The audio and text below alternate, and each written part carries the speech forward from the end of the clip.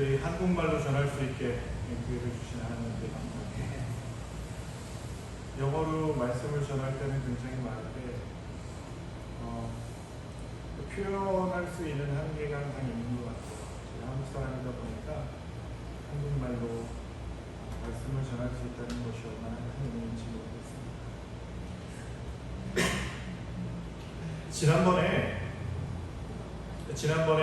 믿음과 계명이라는 말씀을 나눴었습니다. 기억하시나요? 믿음은 무엇이라고 기억을 하고 계시죠? 믿음의 정의를 제가 설명을 한번 드렸었는데, 믿음은 듣고 지켜 행하는 것이라고 말씀을 드렸습니다.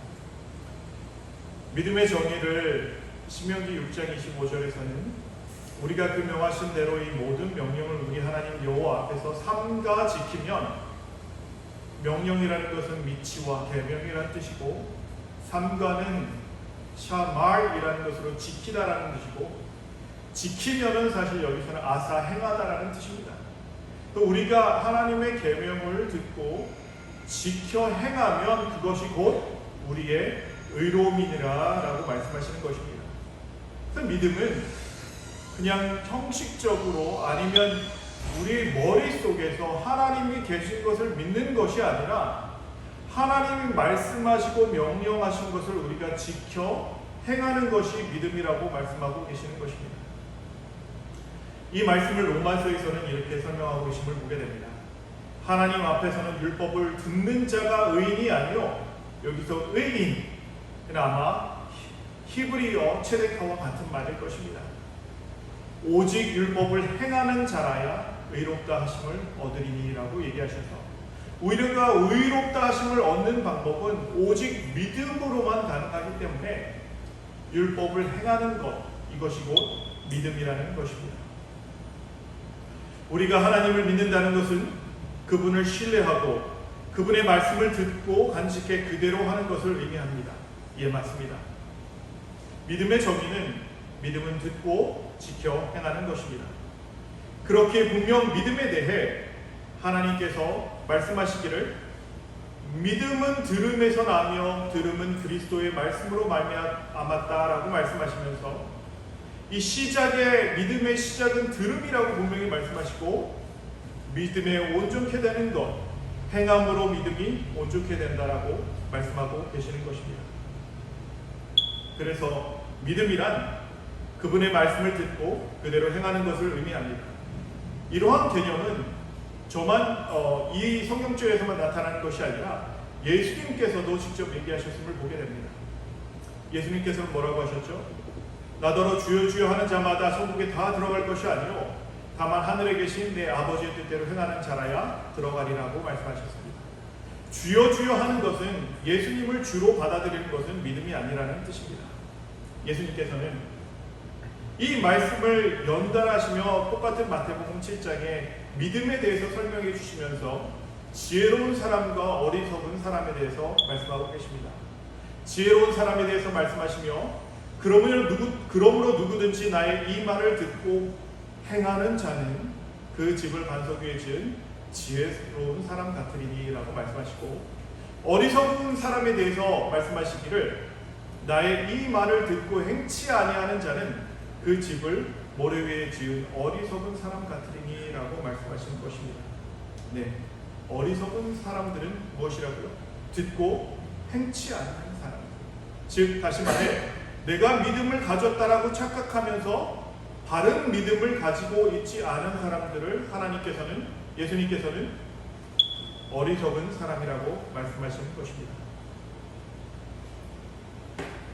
오늘 주된 말씀으로 넘어가기 전에 잠시 기도하고 성령의 인도하심을 다시 한번 간구하도록 하겠습니다.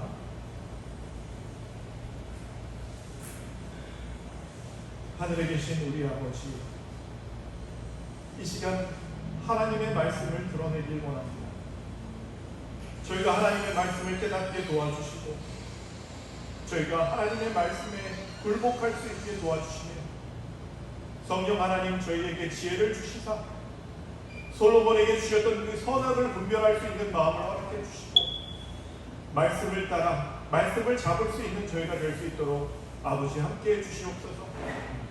소자의 입술을 주관해 주실 것을 다시 한번 간구하오니 함께 주시옵소서. 은혜가 많으신 예수님 이름으로 기도합니다.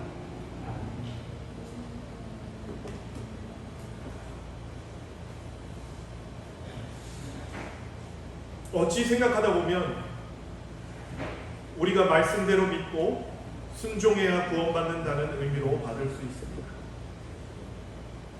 그래서 재림교인은 믿음의 행위로 구원받는 것 같은 비슷한 결론을 오랫동안 내렸던 것을 보게 됩니다. 그런데 좀 문제가 있는 것을 보게 됩니다. 그렇다면 믿음으로 행함과 율법을 행함으로 받는 구원의 차이가 무엇일까요? 둘 다 행함이라는 것이 들어갑니다. 바른 믿음도 듣고 지키고 행하는 것이기에 행함이 들어가고, 율법을 행위로 받으려는 구원을 행위로 받으려는 구원에도 이 행위가 똑같이 들어가는 것을 보게 됩니다. 내가 바른 믿음을 가지고 있기에 믿음은 듣고 지켜 행하는 것인데, 그럼 이 믿음의 행위와 행함으로 받으려는 구원의 행위는 어떤 차이가 있을까요? 저도 이 문제를 가지고 한참 동안 고민을 했었습니다. 여러분들도 아마 비슷한 고민을 하실 수 있으리라 생각합니다. 율법으로 얻는 구원은 내 의로 구원을 얻는 것이 목적이 되어 율법을 지키는 행위를 하는 것이고, 믿음은 믿기에 믿음이 듣고 지키고 행하는 것이기에 또 이 행함을 통해 구원을 얻으려 한다는 뜻일까요? 믿음의 행위의 구원, 행함으로 받으려는 구원, 바로 믿기에 믿음대로 지켜 행하여 구원을 얻는다면 이때 행함은 나의 행함입니까?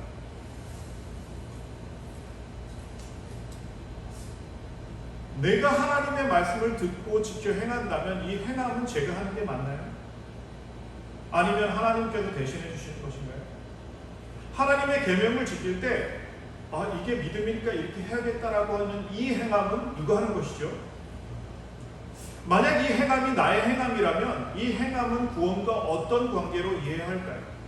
조금 심오하지요. 제가 말을 잘 표현하지 못해서 빙빙 돌려서 얘기하는 것 같은데요. 제가 좀 잘못 얘기하더라도 똑바로 알아들으시리라고 생각을 하고 있습니다. 계속 들으시다 보면 무슨 얘기를 하는구나 하고 아실 수 있으리라고 생각합니다. 그렇다면 이 행함과 행함으로 받으려는 구원을 가진 행함과 똑같이 두 가지 행함이 있는데 무엇이 다른가요? 나의 행함을 통해 예수님께서 나를 구원으로 이끈다면 이것은 행함으로 얻는 구원을 따르는 사람들과 어떤 차이가 있는지 한번 생각해 보셔야 됩니다. 구원의 정의가 되는 성경절이 있습니다. 제가 항상 이 성경절에 대해서 여러 번 말씀드렸는데요. 바로 에베소서 2장 8절입니다. 너희가 그 은혜를 인하여 믿음으로 말미암아 구원을 얻었나니 이것이 너희에게서 난 것이 아니요 하나님의 선물이라고 말씀하십니다. 구원에 대한 정의를 우리가 잘 생각해 봐야 하는데, 이 구원은 은혜이며 선물이라는 것입니다. 다시 얘기해서 이 구원은 우리에게서 난 것이 아니고 특히 우리의 행위에서 난 것이 아니기 때문에 우리는 이 말씀을 잘 생각해 봐야 하는 것입니다.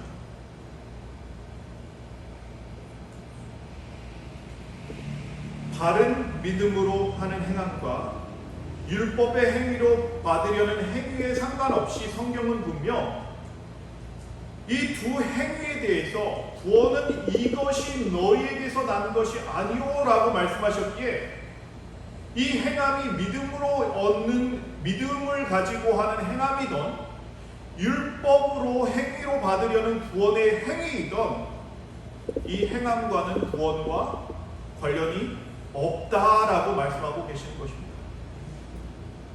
성경에서 얘기하고 있는 구원의 방법은 이렇게 말씀하십니다. 하나님이 우리를 구원하사 거룩하신 부르심으로 부르심은 우리의 행위대로 하심이 아니요 이 행위가 믿음의 행위든지 아니면 그렇지 않은 행위로 받으려는 구원이든 간에 이 행위대로 하심이 아니요 오직 자기 뜻과 영원한 때 전부터 그리스도 예수 안에서 우리에게 주신 무엇대로요? 은혜대로 하심이라 라고 말씀하십니다. 성경은 계속해서 이렇게 말씀하십니다. 은혜대로 너희가 구원을 얻는다라고 말입니다. 믿음의 쌍둥이 단어 혹시 기억하시나요? 믿음의 쌍둥이 단어? 네? 네, 순종. 우리 김장로님 고맙습니다. 네, 우리는 히브리서 3장 18절 19절을 봐서 순종치 아니하던 자에게가 아니냐 이로 보건대 저희가 믿지 아니함으로 라는 말씀을 통해서 순종과 믿음은 하나라고 생각할 수 있다라고 결론을 내렸었습니다. 오늘 말씀을 믿음에 대해 다시 한번 말씀을 나누는 이유는 우리의 순종과 구원의 관계를 좀 더 명확하게 이해할 필요가 있기 때문입니다. 우리가 아주 잘 아는 이야기를 한번 보면서 함께 생각하는 시간을 가지면 여러분들이 더 편안하게 구원에 대해서 이해하실 수 있으리라 생각이 듭니다. 아직까지는 제가 무슨 얘기를 하려는지 이해가 안 되셨을 수도 있지만 이 말씀을 함께 생각해 보시면 우리의 행위로 구원받는 것이 아님을 이해할 수 있을 것 같습니다. 우리 믿음과 구원의 단서가 되는 한 예가 나오는데요. 바로 12해를 혈루증으로 앓는 한 여자에 대한 얘기입니다. 이 여자가 있어 많은 의원에게 많은 괴로움을 받았고 있던 것도 다 허비하였을 때 아무 효용이 없고 도리어 더 중하여졌던 차에 예수의 소문을 듣고 무리 가운데 섞여 뒤로 와서 그의 옷에 손을 대니 이는 내가 그의 옷에만 손을 대어도 구원을 얻으리라 하밀더라. 이 여인의 믿음은 예수의 소문을 듣고 그 믿음이 시작됩니다. 어디서 믿음이 시작됐다고요?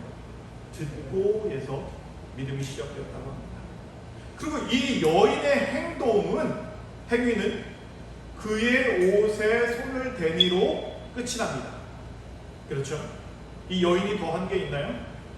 이게 끝이죠. 그렇죠? 그래서 혈루증 앓던 여인의 구원을 잘 보면 이 여인의 행동은 구원을 불러왔습니까? 결과적으로 본다면 네, 불러왔습니다. 우리가 그런데 생각해 봐야 될 문제가 있습니다. 그럼 이 여인의 행동이 이 여인에게 구원을 받은 이유입니까? 네, 아닙니다. 이 여인이 구원을 받은 이유는 예수님의 은혜이고 그분의 능력입니다. 우리가 이 점을 잘 살펴봐야 합니다. 우리는 말씀은 계속해서 이렇게 말씀하십니다. 이에 그의 혈류 근원이 곧 마름에 병이 나은 줄을 몸에 깨달습니다. 이 여인이 이것을 깨달았을 때 내가 만져서 이건 아닌 거야 라고 생각했을까요? 아니면 예수님께서 능력이 나에게 왔구나 라고 생각했을까요?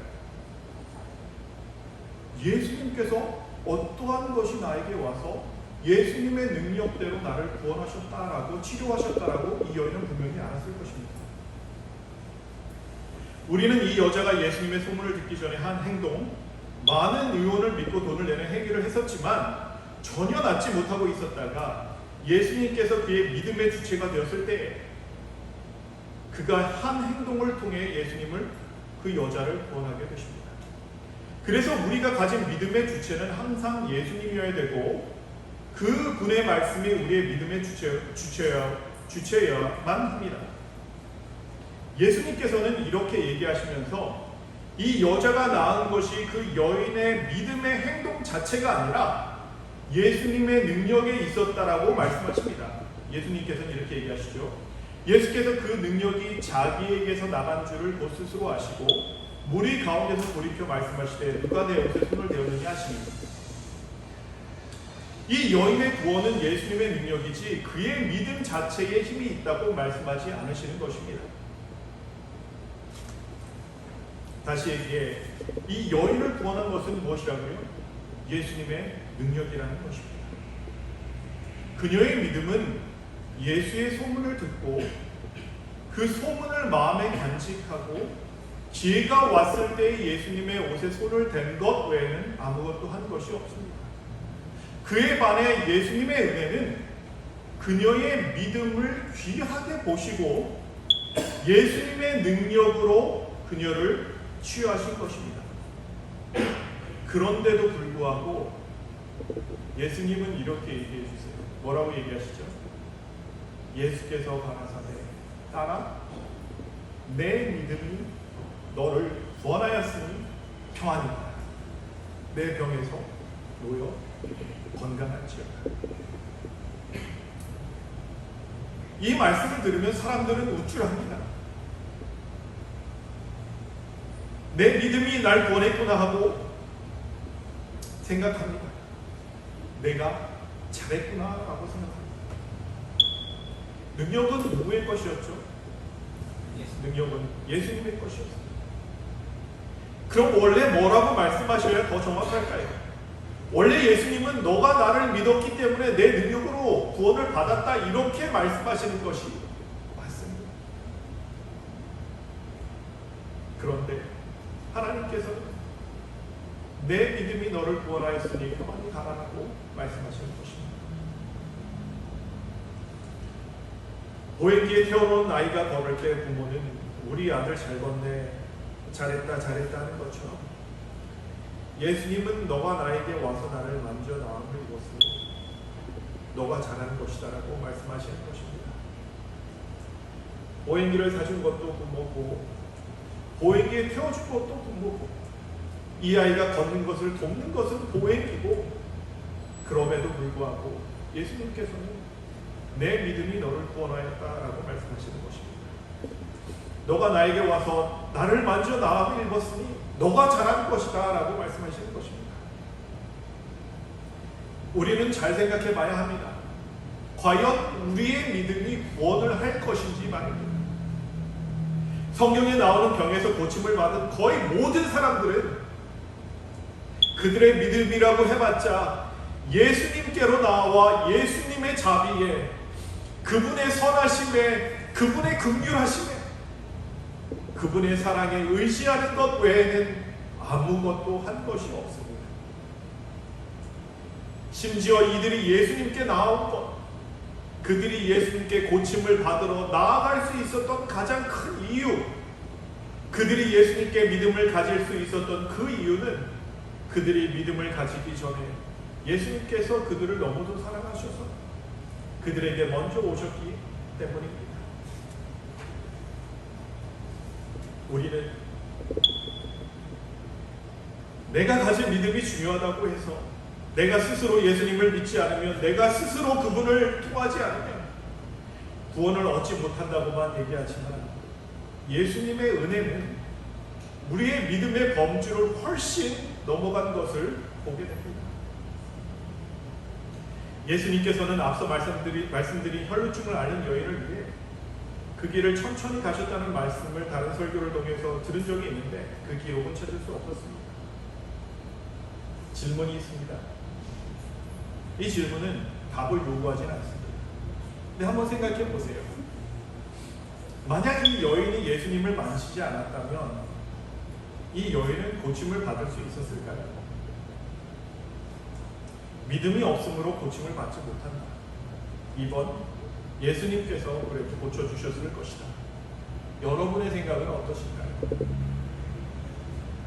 제가 이 말씀을 보면 예언의 신을 찾아서 시대의 소망을 찾아봤는데 요 단락에 있는 한 말씀이 제 눈에 들어왔습니다. 뭐라고 써있냐면 구원에 이르는 믿음은 단순히 진리에 대한 단순한 지식인 동의가 아니다. 지적인 동의가 아니다라는 거예요. 온갖 것을 알기까지 믿음을 활용하지 않는 자는 하나님의 축복을 받을 수 없다라고 써있더라고요.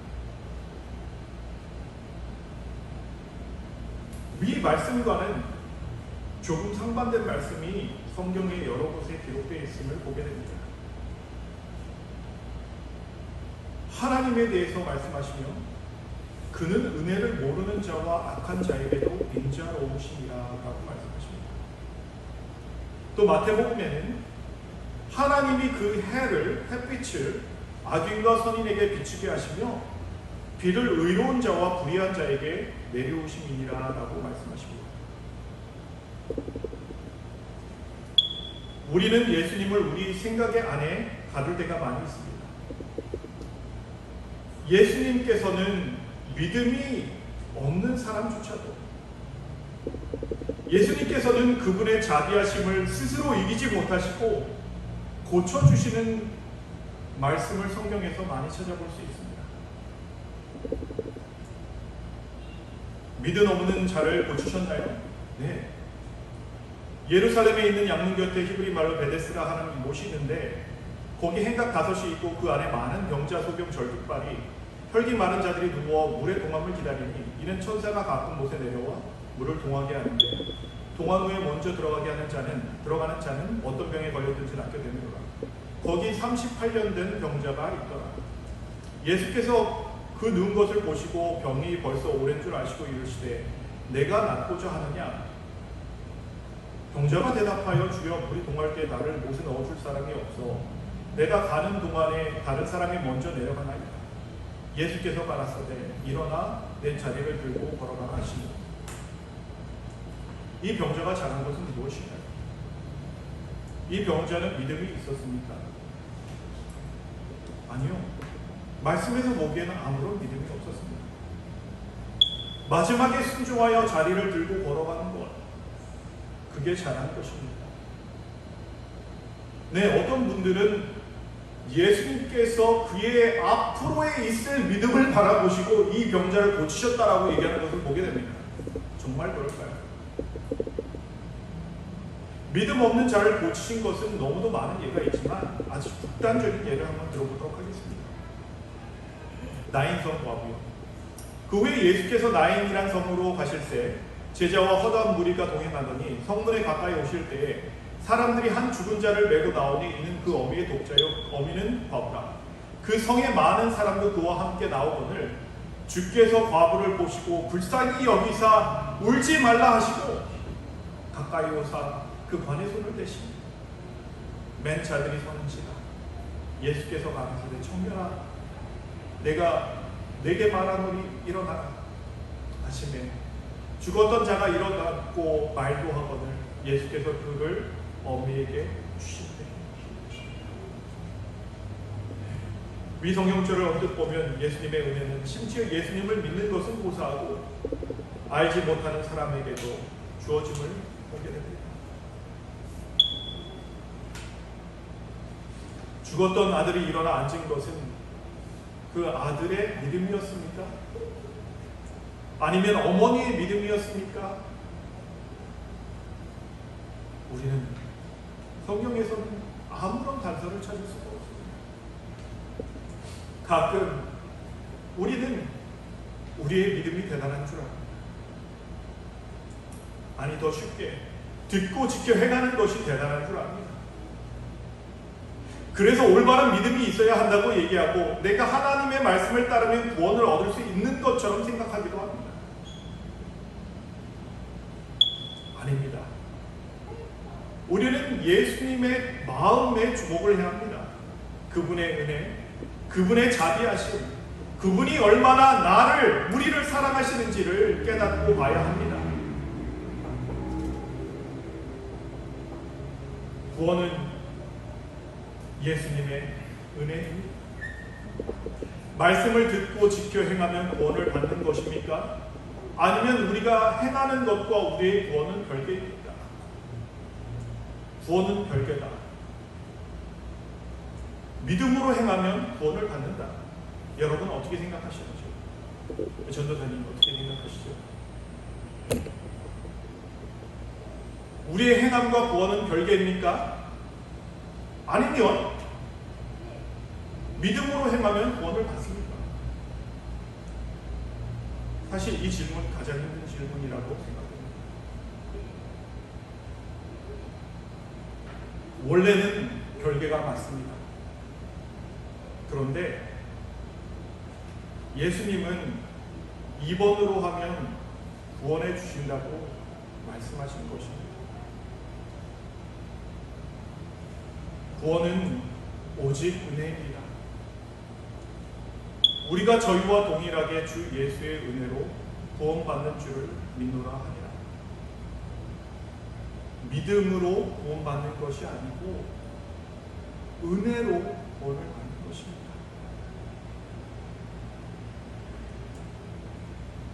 아무리 우리가 믿음이 있어 예수님의 옷자락을 만진다 해도 하나님의 은혜가 없으면 아무것도 아닌 것입니다. 아무리 그 여인이 다른 의원들에 대하여 많이 듣고 가서 치료를 받았다 해도 그가 낫지 못한 것은 그의 믿음의 행위에 문제가 있었기 때문이 아니라 그의 믿음의 대상에 문제가 있었기 때문입니다. 또 그 여인이 예수님께 100번 나와 옷자락을 만진다 해도 예수님께서 그 은혜를 주시지 않는다면 그 믿음의 행위는 아무것도 아닌 것입니다. 그래서 성경은 끊임없이 구원은 은혜임을 강조하고 있는 것입니다. 우리가 믿음과 행함의 관계를 이해할 수 있는 또 다른 좋은 예가 출애굽기에 나와 있음을 보게 됩니다. 여호와께서 너희를 위하여 싸우시리니 너희는 가만히 있을지어다. 위 말씀에서 싸움은 누가 하나요? 네, 여호와께서 싸우십니다. 이스라엘 백성들이 믿음으로 할 일은 무엇이죠? 여기서 가만히 있는 거죠. 네. 가만히 있는 것, 듣고 지켜 행하는 것이 무엇이냐면 여기서는 가만히 있는 거예요. 가만히 있는 게 이게 지켜 행하는 것이에요. 영어로 보면 hold your peace라고 얘기합니다. 그런데 하나님께서는 또 이렇게 얘기하십니다. 여호와께서 모세에게 이르시되 너는 어찌하여 내게 부르짖느냐? 이스라엘 자손을 명하여 앞으로 나가게 하고 이스라엘 지팡이를 들고 손을 바다 위로 내밀어 그것으로 갈라지게 하라. 이스라엘 자손이 바다 가운데 육지로 행하리라. 모세가 한 일은 지팡이를 들고 손을 바다 위로 내밀어 까집니다. 하나님께서 하신 일은 무엇이죠? 바다를 갈라지게 하신 일입니다. 그런데 하나님께서 손을 바다 위로 내밀어 그것으로 갈라지게 하라라고 말씀하시면서 꼭 모세가 손을 바다 위로 내밀면 그가 힘이 있어서 바다가 갈라지는 것처럼 말씀하십니다. 이 말씀은 꼭 내 믿음이 너를 구원하였다라는 말씀과 동일한 것입니다. 다시 얘기해서 우리가 내 힘으로 믿음을 가지고 있다는 것, 내 믿음으로 구원을 얻어보고자 한다는 것, 내 행위로 의롭게 된다는 것, 이런 생각들은 모두가 같은 생각임을 보게 됩니다. 이런 생각은 나에게 있는 힘을 믿는다라는 의미인 것입니다. 그래서 우리가 정확하게 생각해야 하는 믿음으로 말미암는 의에 대해 우리는 좀 더 겸손히 말씀에 대해 나아갈 필요가 있는 것입니다. 모세가 손을 들어서 홍해가 갈라졌나요? 모세가 손을 바다 위로 내밀어서 그 힘으로 홍해가 갈라졌나요? 네. 우리는 가끔 주제를 모르고 내가 믿음이 있어서 내가 은혜를 입는다고 생각하고 구원을 얻는다고 생각합니다. 이스라엘 백성들이 모세가 손을 들어서 홍해가 갈라졌다고 생각했을까요? 아니면 하나님께서 갈라지게 하셨다라고 생각했을까요?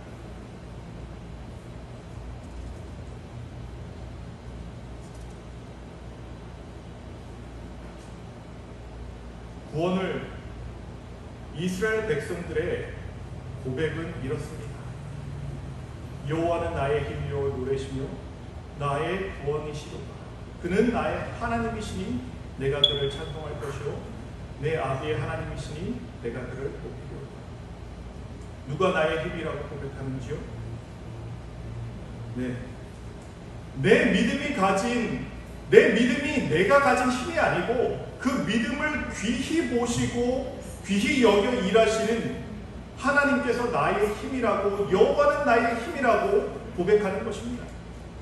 나의 믿음, 듣고 지켜 행하였기 때문에 구원받은 것이 아니라 내가 하나님의 말을 듣고 홍해를 걸어 건넜기에 구원을 받은 것이 아니라 나를 사랑하시고 내 민족을 사랑하신 하나님께서 나의 구원이시라고 그들은 얘기할 수밖에 없는 것입니다. 그래서 구원받은 그들이 높일 수 있는 것은 오직 하나님이시고 내가 그를 높인다고 얘기하고 있는 것입니다. 구원을 경험한 모든 성도들은 그들의 구원에 그들이 한 것은 아무것도 없었음을, 그들이 받은 구원은 선물이었음을 고백하는 것입니다. 자신들에게 자신들을 구원한 공로가 하나도 없었기에, 심지어 그들이 홍해를 건너 하나님의 말씀을 순종할 수 있었던 것조차도 그 길을 미리 여신 분이 하나님이시였기 때문에 그들은 스스로 아무 공로가 없음을 이해하고 있는 것입니다. 그래서 구원받은 자들은 오직 하나님께, 예수님께 영광을 돌립니다. 단 한 사람도 내 믿음으로 내가 구원받았다고 얘기하지 않는 것입니다. 계시록에 보면 이일 후에 내가 들으니 하늘에 허다한 무리의 큰 음성 같은 것이 있어 가로되 할렐루야, 구원과 영광과 능력이 우리 하나님께 있도다라고 이들은 외칠 수밖에 없는 것입니다. 이들이 내 믿음 때문에 구원받았다고 얘기하나요? 그렇지 않습니다. 구원받은 성도들은 자신이 가지고 있던 믿음이 대단했다고 얘기하지 않는 것입니다. 왜냐하면 그들이 죽기까지 예수님에 대한 믿음을 가지게 하신 분도 예수님이시고 그들의 구원 또한 은혜요 선물이었기 때문입니다. 이들은 분명 바른 믿음을 가지고 있었을 것입니다. 듣고 지켜 행하는 믿음 말입니다. 하지만 여러분, 이들은 어떻게 이러한 믿음을 가지게 된 것일까요? 믿음이 먼저인가요? 은혜로 구원을 받은 것이 먼저인가요? 이스라엘 백성들을 바라보면 이스라엘 백성이 홍해로 들어갔나요? 아니면 먼저 하나님께서 홍해를 가르셨나요? 하나님께서 먼저 홍해를 가르시고 이들은 믿음으로 행할 수 있게 만들어 놓으신 것입니다. 우리가 바른 믿음대로 듣고 지켜 행하게 하신 것은 우리에게 하나님의 은혜가 먼저 주어졌기 때문입니다. 그래서 구원받은 성도들은 그들의 믿음을 의지하지 않습니다. 이미 그들은 예수님을 만났고 그분의 은혜와 그분의 자비하심을 맛보았기 때문입니다. 그래서 그들은 믿을 수 있었기에 그들의 믿음을 먼저 바라보지 않는 것입니다. 말씀은 이렇게 우리에게 권면하십니다. 너희는 여호와의 선하심을 맛보아 알지어다. 그에게 피하는 자는 복이 있도다. 그래서 우리는 믿음을 논하기 전에 우리가 먼저 경험해야 하는 것은 그분의 은혜입니다. 우리가 서로에게 너그럽지 못하는 것, 형제를 사랑하지 못하는 것, 예수님을 사랑하지 못하는 것, 이 모든 이유가 우리가 하나님의 은혜를 경험하지 못했기 때문입니다. 똑같은 질문 또 한번 드리겠습니다. 그럼 구원을 받는 순서대로 본다면 믿음이 먼저입니까? 아니면 은혜가 먼저입니까? 은혜가 먼저입니까? 믿음이 먼저입니까? 네, 너무 쉽죠. 뭐가 먼저라고요? 은혜가 먼저죠.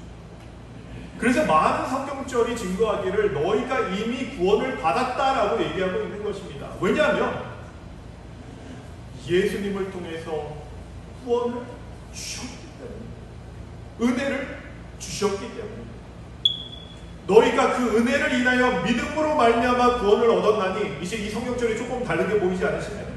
이것이 너희에게서 나는 것이 아니요 하나님의 선물이다. 구원을 얻었다라고 말씀하고 계시는 것입니다.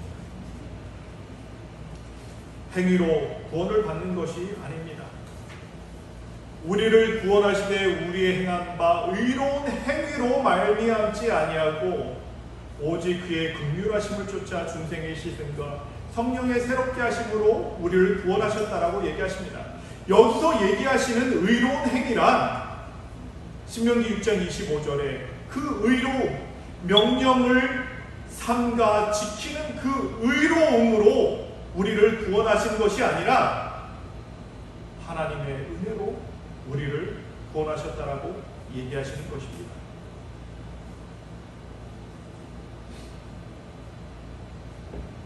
그럼 믿음을 가지는 것이 중요할까요? 네, 중요한 거죠. 하지만 그 믿음을 가지는 동기가 더 중요합니다. 우리가 하나님의 은혜를 먼저 받아들이는 것, 그것이 더 중요한 것입니다. 그렇게 팔복은 심령이 가난한 자는 복이 있다라고 그 말씀을 시작하십니다. 내가 죄인이고 하나님의 은혜를 갈구하는 그 심령이 있는 자는 천국이 저의 것이라고 말씀하시는 것입니다. 믿음이 하나님의 말씀을 듣고 지켜 행하는 것이지만 우리가 넘어질 때 하나님의 은혜가 미리 그 자리에 와 계심을 믿으시길 바랍니다. 우리는 우리 자신의 주제를 알아야 합니다. 얼마 전 사랑이가 대학에 가고 이제 1년이 되었습니다. 제 처가 7년간 쓴 차를 제 큰딸에게 주었습니다. 제 딸은 그럭저럭 이 차를 큰 문제 없이 잘 운전하고 다님을 보게 됩니다. 제가 이 얘기를 했는데 사랑이가 전화를 했어요. 이 말씀을 벌써 썼는데 어제에서 아빠 큰일 났어. 제 가슴이 덜컥 내려가는 것입니다. 차가 이렇게 일하는 것입니다. 그래 왜? 사고 났어? 차가 망가졌어. 이렇게 얘기를 하는데 그럼 사고 난 거야? 아니 와이퍼가 부러졌어. 제가 얼마나 마음을 놓았는지 모릅니다. 사랑이가 운전을 하며 다닐 수 있는 이유를 한번 믿음과 은혜와 연관시켜 보았습니다. 차가 사랑이가 운전하며 다닐 수 있는 이유는 이 아이가 차가 있어서입니까? 아니면 면허가 있어서입니까? 사랑이는 이 차를 선물로 받고 너무너무 기뻐했어요. 입이 막 입에 이렇게 걸렸어요. 엄마랑 저랑 얘기하지도 않고 그냥 몰래 가서 아이가 캠퍼스에서 나오는 그 아이에게 이렇게 손을 들면 차가 들어왔다고 얘기했거든요. 너무너무 기뻐하더라고요. 다행한 것은 얘가 이것을 받는 것이 당연하다고 생각하지는 않더라고요. 차를 받을 때 얼마나 기뻐하고 좋아하는지 너무너무 좋아하는 것을 보게 됩니다. 사랑이는 그래도 가끔 이렇게 생각할 수 있어요. 자기가 면허가 있어서 운전을 한다라고 생각할 수 있습니다. 하지만 면허가 있어도 차가 없으면 운전을 하고 다닐 수가 없습니다. 제가 이 말씀을 잠깐 생각하면서 그럼 차가 구원이고 선물이라면 면허는 믿음으로 보면 어떨까라는 생각을 해보게 됩니다. 한번 들어보세요. 우리가 구원을 은혜로 믿음을 통해서 받았다고 해도 이 얘기를 사고랑 한번 얘기를 돌려볼게요. 차와 면허가 있으면 처음부터 운전을 잘 하나요? 아니요. 면허가 있어도 충분한 경험이 없다면 사고를 낼 수 있습니다. 사랑이 사고 냈을까요? 왜 냈어요? 사랑이도 사고를 내고 저에게 전화를 해서 펑펑 울던 기억이 있습니다. 얘가 얼마나 서럽게 우는지 제가 더 미안해지더라고요. 얼마나 서럽고 미안하게 울던지 다치지 않았으면 됐다고 사고에 대해서는 한마디도 하지 못했습니다. 제가 차를 뺏었을까요? 이해합니다. 우리가 구원을 은혜로 믿음을 통해 받았다 해도 우리는 하나님의 법을 어기기도 합니다. 죄에 넘어지기도 합니다. 그리고 펑펑 울며 회개하기도 합니다. 운전을 배우는 것과 마찬가지로 우리도 믿음을 활용하는 방법과 구원을 즐겨 기뻐하는 그 방법을 배워야만 합니다. 그래서 믿음은 자라가야 한다라고 말씀은 증거하고 계신 것입니다. 형제들아, 우리가 너희를 위하여 항상 하나님께 감사할지니 이것이 당연하면 너희 믿음이 더욱 자라고 너희가 다 각기 서로 사랑함이 풍성함이며. 다시 얘기해. 내가 지금까지 말씀을 듣고 지켜 행하지 못했던 것들에 대해 하나님의 은혜를 더 깨닫고 그분과 교제를 할 때에 우리의 운전 실력이 느는 것처럼 우리의 믿음 또한 자라나게 된다는 것입니다. 그런데 그러면 구원이 우리의 행함과 상관이 분명히 없음이 분명한 것 같은데, 그분의 은혜인 것 같은데 왜 우리는 구원을 빼앗기게 되는 것일까요? 만약 사랑이가 사고를 내고 미안한 기색도 없고 일말의 죄책감도 가지지 않으며 계속해서 사고를 내고 다닌다면, 특별히 사람을 치는 인사사고를 내고 다닌다면 저는 어떤 입장을 취해야 될까요? 네, 우선 나라는 사랑이의 면허를 박탈할 것입니다. 그리고 저는 그 차를 처리할 수밖에 없을 것입니다. 하지만 구원에 관한 다행스러운 것은 단 몇 번으로, 몇십 번으로 이런 일이 일어나지 않는다는 것입니다. 성경은 그래서 구원과 믿음과 범죄함에 대해 정확하게 이렇게 말씀하고 계시는 것을 봅니다. 또 우리 주의 오래 참으심이 구원이 될 줄로 여기라. 우리의 행위가 구원이 되는 것이 아니고, 우리가 비록 실수해서 넘어지더라도 하나님의 오래 참으심이 우리의 구원이 된다라고 말씀하시는 것입니다. 네, 하지만 그럼에도 매일 사고를 내는 상태가 계속된다면 어떻게 될까요? 성경은 이 상태에 대해서 이렇게 말씀을 하십니다. 믿음과 착한 양심을 가지라. 어떤 이들이 이 양심을 버렸고 그 믿음에 관하여는 파산하였느냐. 여러분, 차는 있고 면허가 없으면 차를 타고 다니지 못하나요? 아니요. 옆에 타면 됩니다. 그렇죠? 근데 은찬이처럼 어린 아이들은 부모의 믿음대로 구원을 받기도 하고 그렇지 못하기도 하는 것이 아닌가 싶습니다. 하지만 아쉽게도 어른들은 그렇지 않습니다. 우리는 우리의 믿음을 누구에게서 배워야 할까요? 우리의 믿음의 상대는 오직 예수님이십니다. 믿음의 주요 또 온전케 하시는 이 예수를 바라보자. 저는 그 앞에 있는 즐거움을 위하여 십자가를 참사 부끄러움을 개의치 아니하시더니 하나님 보좌 우편에 앉으셨습니다. 십자가를 참으신 것이 그 앞에 즐거움, 자식들이 구원받는 그 즐거움을 위해서 십자가에 달리셨다라고 말씀하십니다. 그런 이유로 믿음이 없는 제자들을 데리고 다니시면서 믿음을 가르치셨고, 지금도 예수님께서는 우리에게 믿음을 가르치고 계시는 것입니다. 이 안식일 우리가 믿음을 조금 더 배우고 내 믿음을 가지고 하나님께 나아가는 것이 아니라 하나님의 은혜를 먼저 깨닫고 그 은혜를 감사함으로 하나님께 나아가는 저와 여러분이 되시기를 예수님의 이름으로 축원합니다.